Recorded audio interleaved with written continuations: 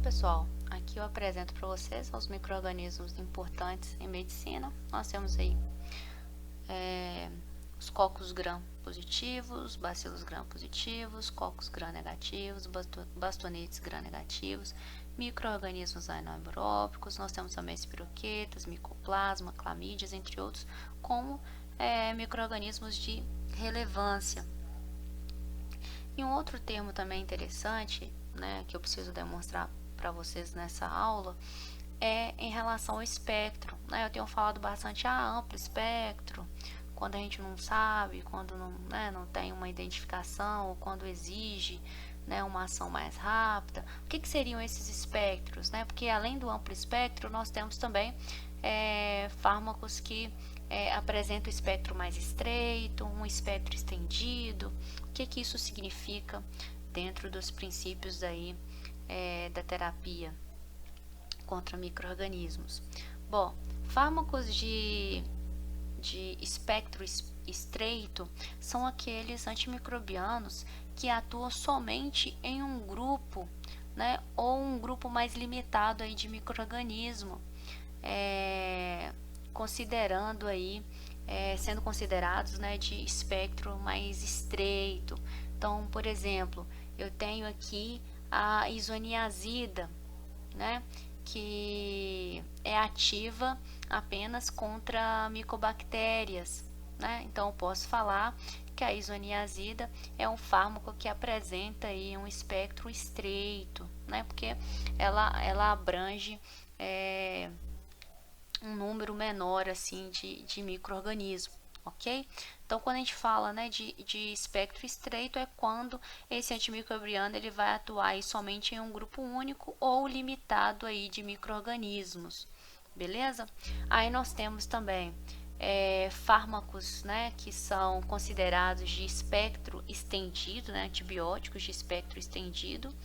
Esse é o termo aí aplicado aos antibióticos que são eficazes contra micro-organismos gram-positivos e também contra um número significativo de bactérias gram-negativas. Então, atua contra alguns gram-positivos e contra, na verdade, micro-organismos gram-positivos e um número aí pequeno, porém significativo, de bactérias gram-negativas.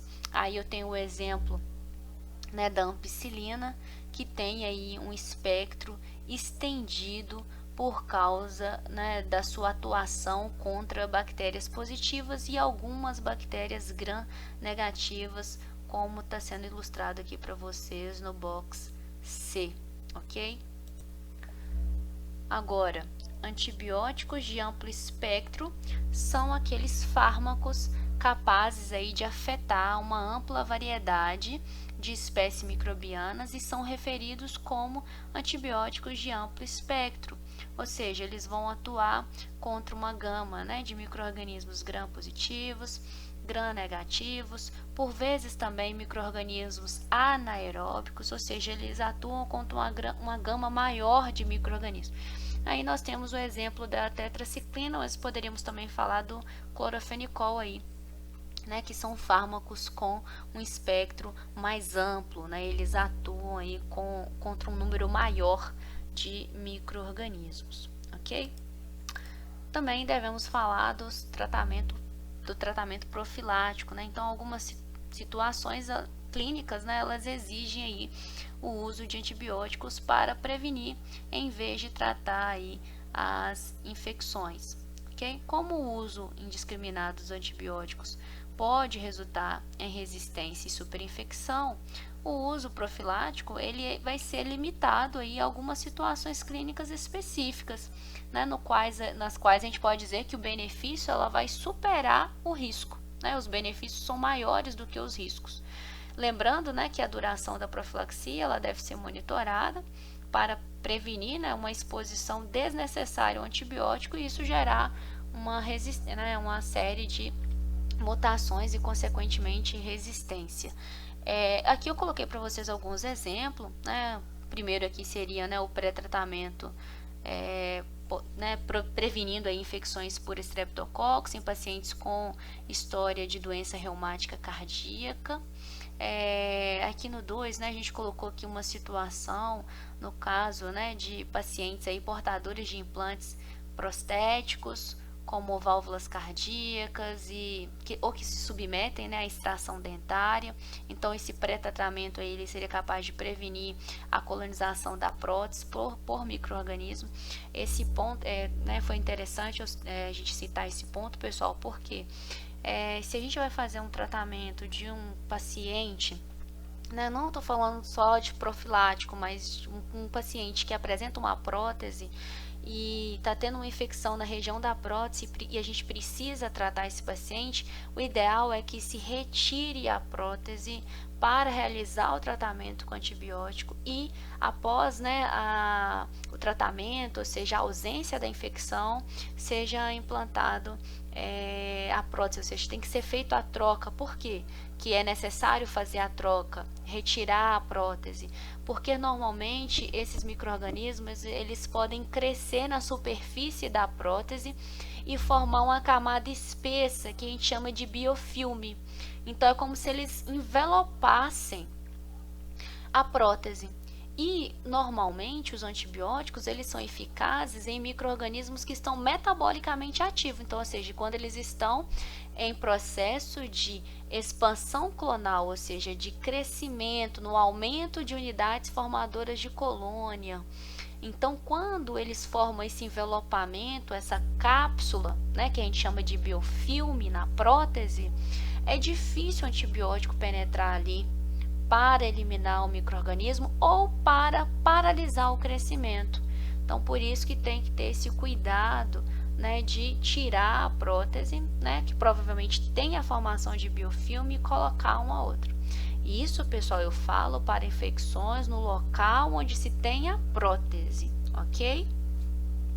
Mas voltando aqui ao tratamento profilático, em situações, por exemplo, né, de portadores de implantes como válvula cardíaca ou que vão se submeter a uma extração dentária, também é recomendado aí o tratamento profilático. E também um outro último, né, exemplo aqui que a gente pode citar, mas nos livros vocês vão ver que tem muito mais, eu não vou citar um por um aqui, senão ficaria mais longo a aula, mas para exemplificar, para vocês entenderem que esse tratamento profilático, sim, ele pode ser feito. Um tratamento prévio aí à maioria dos procedimentos cirúrgicos pode diminuir a incidência de infecções posteriores. Então, a profilaxia eficaz ela é dirigida aí contra os micro-organismos, mais provável e não a erradicação de todos os patógenos em potencial.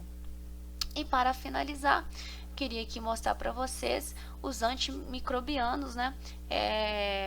Eles podem aí ser classificados de várias formas, né? Incluindo aí a sua estrutura química, como os beta-lactâmicos, os aminoglicosídeos, ou pelo seu mecanismo de ação, como fármacos inibidores da síntese da parede celular, ou relacionado, né, à sua atividade contra tipos de particulares de micro-organismos, seja bactérias, fungos ou vírus. E de um modo geral, a gente tem aqui um panorama, né, da classificação de alguns antibacterianos pelo seu local de ação. Então, nós temos aqui, a gente vai ainda abordar os inibidores da função da membrana celular. Nós vamos abordar também os inibidores da função da síntese dos ácidos nucleicos, os inibidores da síntese de proteína, os inibidores da síntese da parede celular e os inibidores do metabolismo, ok?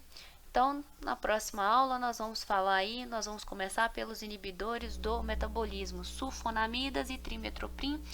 Estou selecionando eles primeiro por conta das nossas últimas aulas, né, dos antiparasitários, incluindo antiomíticos e antiprotozoários, no qual eu citei alguns fármacos aí, sulfas, né, no tratamento da malária.